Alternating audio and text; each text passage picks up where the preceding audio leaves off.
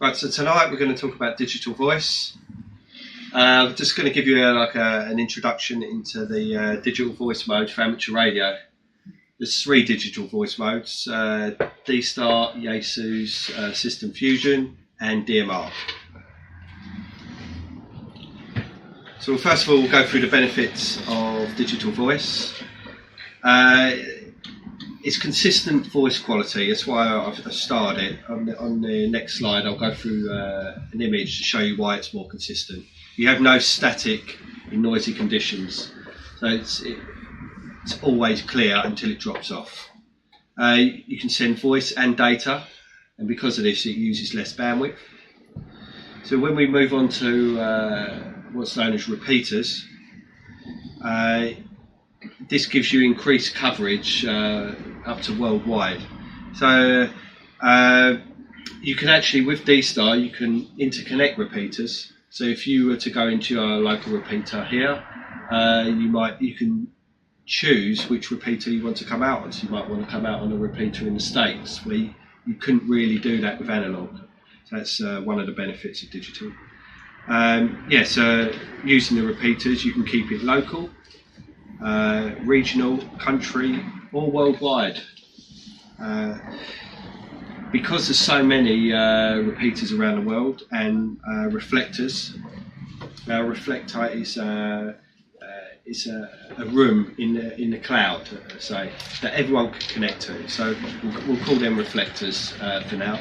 But because there's so many of them, you can actually have topic or theme-based chat rooms, and also nets are possible from these. So it broadens the on from analog, where analog is just local. Hotspots. Now here's a hotspot here. This is quite an elaborate one. I'll rather go into it later. But this gives you full control and access where no local repeaters are available. It's like having a tiny repeater in your own home. The amateur radio side, so it gives you opportunities to learn, hack, tinker, build, all in the spirit of amateur radio. And it's also another form of amateur radio, which is part of the hobby. So this is the diagram I was on about. The analog side, if you look, if you go with the distance, so if you're at the fringe of the signal, you'll get a lot of static noise, and it'll be, as you know from using the radio, it'll be quite hard to hear the other user.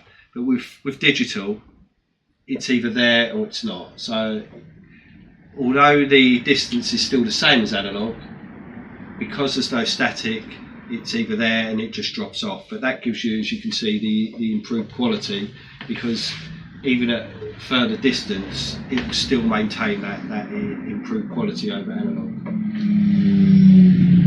Personally, it's still, if you've got a strong analog signal, I think it still sounds slightly better than digital, because it is the digitized voice. It does take the character of someone's accent away, but overall it is better quality. So we need to produce this digital voice. So the audio carrier wave is digitized using an analog to digital converter. This is also known as an ADC. That audio is processed through a vocoder. This is an important bit of kit, which I'll go on to a bit later. But this compresses the data and adds in error correction. Extra data is provided. Now I put here routing instructions and user identity. Again, I'm going to refer to D-Star. You can actually, I don't want to get too complicated, but you can actually tell your radio where to route your call. So I could, as I said before, go into my local repeater and ask it to go to a repeater halfway around the world. You can also do call sign routing. So if I was to call someone in this room and I knew their call sign, I could actually put that in my radio and it would route that call to its last known location, whether they were on or off. But again, they could be halfway around the world, and you could make contact with them just using their call sign. You can also send texts and pictures. I know there are picture groups out there that are just picture groups that you can just send images and receive images. So how does it work? The ADC, that converts your analog signals into a digital stream, as you can see in the diagram there. So we move on to the vocoder. This is important. This is what we needed when we built our reflector. So the vocoder will take the digital signal either from D-Star, G6 Fusion, or DMR, and that encodes it to every other digital network can use it. So it's a very important bit of kit.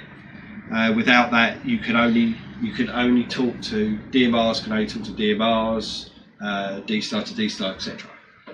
So that is very important.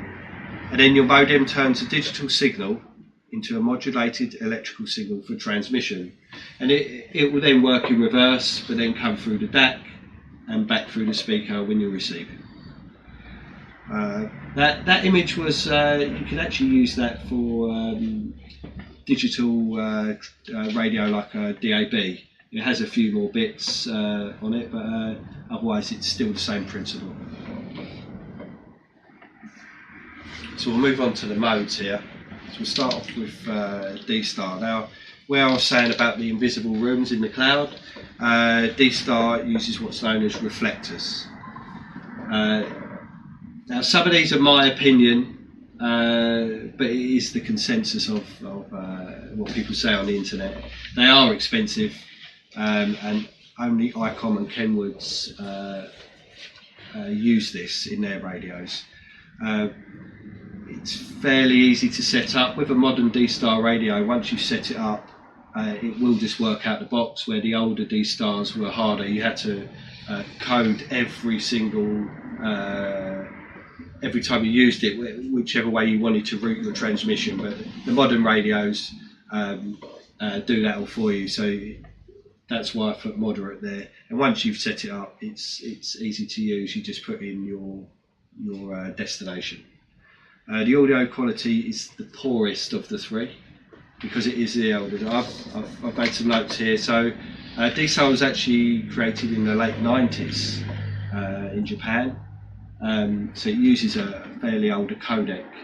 Codec is how it changes the analog signal into digital. So yeah, it is the oldest of the three, hence why it's the poorest. But it does have a large, because it is the oldest, it has a large user base. As I said earlier, its pros is you interconnect repeaters, and you can do call sign routing, which is trying to find the user you may have spoke to the previous day and you wanted to find that person again. So yeah, that's D-Star. So Fusion, this is, depending on how you look at it, the most modern. It was only created in 2013. I was quite surprised how new it was. They use what's known as rooms. So you interconnect with other users using rooms. Now I'm going to credit Bob here because he taught me what the name Fusion stood for, so I hope he's correct. With Yaesu, the radio was designed to automatically detect between analog and digital, so you don't have to tell it. It knows what the signal's coming in, whether it's analog or digital, hence the word Fusion. Is that correct, Bob? Yeah, a lot of people think Fusion is the digital operating system, but it's not. It's actually if you speak to Yaesu, the whole system. Yeah, Yaesu go mad if you say Yaesu Fusion Digital. They don't like it. It's been corrupted over time. It's just it means it's just a combination of the two. Of both. It actually it should be known as C4 FM, which is the way it uses the signal. These are, depending on how your budget is, they're moderately. As radios go, they're good quality, so you do pay the money, but you pay a lot more than you would with DMR. but they are only sold by Yaesu.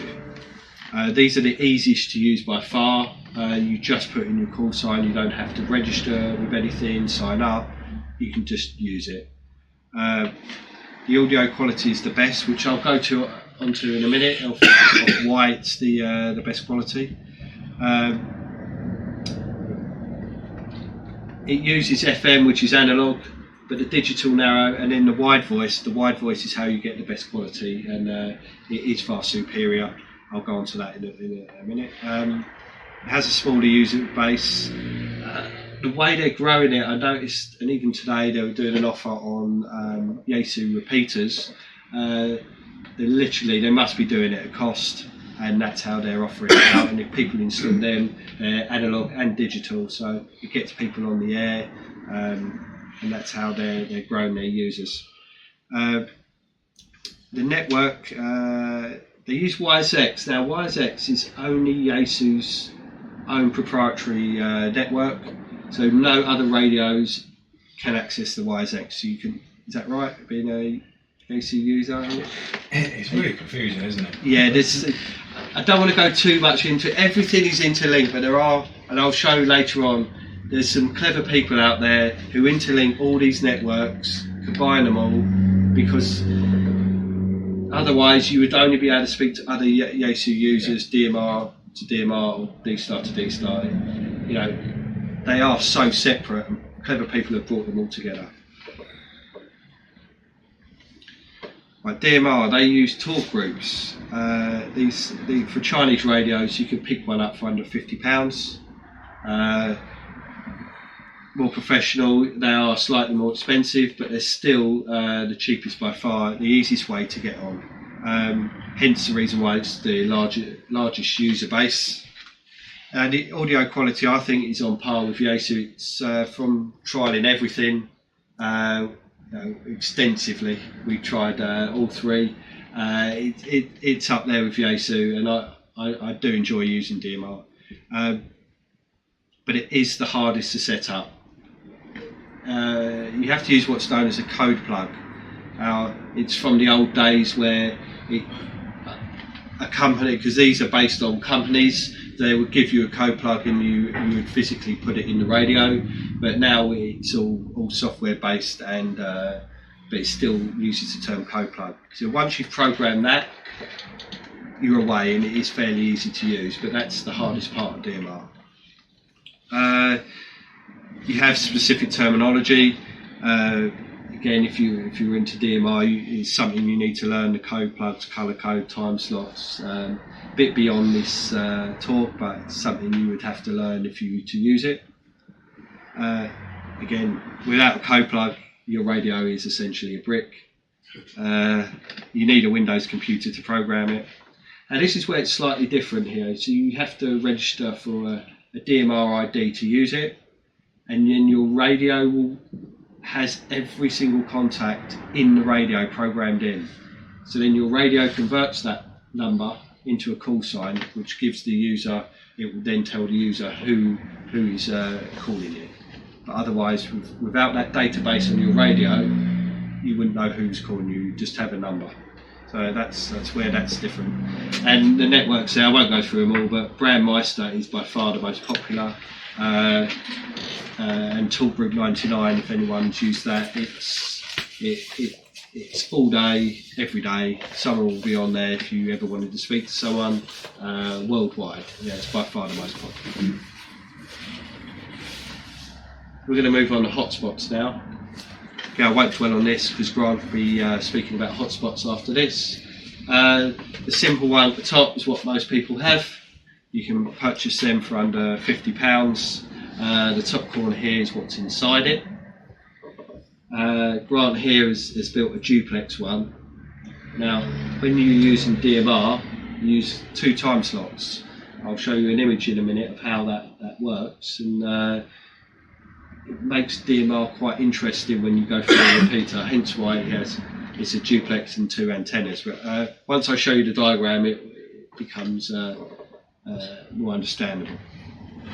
These are fairly easy to set up, and once they're set up, you can just leave them be.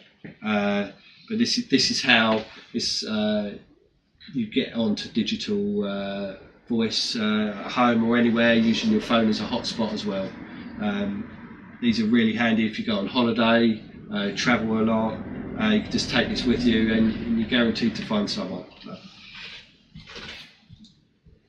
Right, I put this slide in because it does get a bit more technical now. I won't go too much into the diagrams, but it's just to give a slight explanation of the more technical side to it. Here, again, if you look at the DMR, this is where you have to have an ID. I explained it earlier. The radio will convert that ID to give you the call sign, but otherwise all the other radios, it transmits your call sign along with your voice. But all three, you know who's calling you, and that's the joy of it. Some people don't actually use their call sign as much as you would in analog because it's there on the display.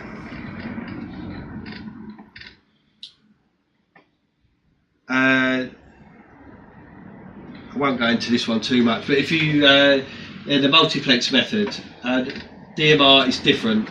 It's time. I'll get this right. Time division, multiple access. I'll show you the diagram in a sec of how it works differently to the other two.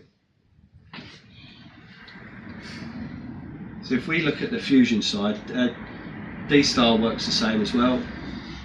There's your carrier, and it's a 6.25 kilohertz carrier. It's a continuous carrier, but it is a digital one. Now, if you look at the DMR, it's split. So these are every 0.3 of a second. It will switch between time slot 1 and time slot 2. So this is their cheap way of getting two carriers down a wider carrier. Hence how you get the better quality. So if I show you on the image is a bit poor because I've expanded it. But if you see here, you have two separate channels which can run down the same carrier because it's every 0.3 of a second it's swapping between each user. It's very clever. So you could have one room up here and one room down here, and the two users would never know that there were two carriers actually running down a single carrier. It's very clever. This was designed for business users, but the amateur radio actually took hold of it and it's become the biggest by far. Actually, I didn't realise it only got started to be used in 2010 for amateur radio, and it was only approved in the States in 2014. So it's only been approved for 10 years. So it's become that big. Way bigger than D-Star, and D-Star's been around since the 90s. So there we go. Right, this is where we get a bit. It's complicated. So these are all. This could be any digital voice mode. So this is how you would, if you wanted to speak to your own. So if you were using, let's say, D-Star, how you would speak to your own another D-Star user. It will go through your local repeater, to the internet, and into what's known as a reflector, and then another D-Star would connect and also get into that. There's a lot of, how do I explain it? This is the side you don't see, you just expect it to work, and there are again very clever people that have created this stuff, so we as amateur radio enthusiasts can use it, and it does just work. Here's then when you, so people got bored of that, just speaking to other D-Star users or Yaesu to Yaesu, and they wanted a bit more. They wanted to speak to their friends on, let's say you had a DMR radio here, and you wanted to speak to your friend on Yaesu. So now someone has created a room that uses what's known as the vocoder, and it's what I was saying earlier, where it can transcode all three digital modes. And now, if I go on to the next slide, all these three digital modes can now speak to each other. So, yeah, thanks to the enthusiasts out there who wanted to speak to their friends on different modes, you now have the ability to do this. There are still closed groups. D-Star, the most popular is 01, and 30 Charlie, you can only access them through D-Star. They are not opening it up, and I'm sure the YSX rooms on Yaesu, they're closed as well. People, they're not having it, but it's to promote their own product. They want you to buy an ICOM or a Yaesu product, so they want to keep it closed shop. But there are people out there who open it up, and there are ways. So yeah, very good. And so now we're lucky enough to, it doesn't matter what you own, you can speak to all your friends.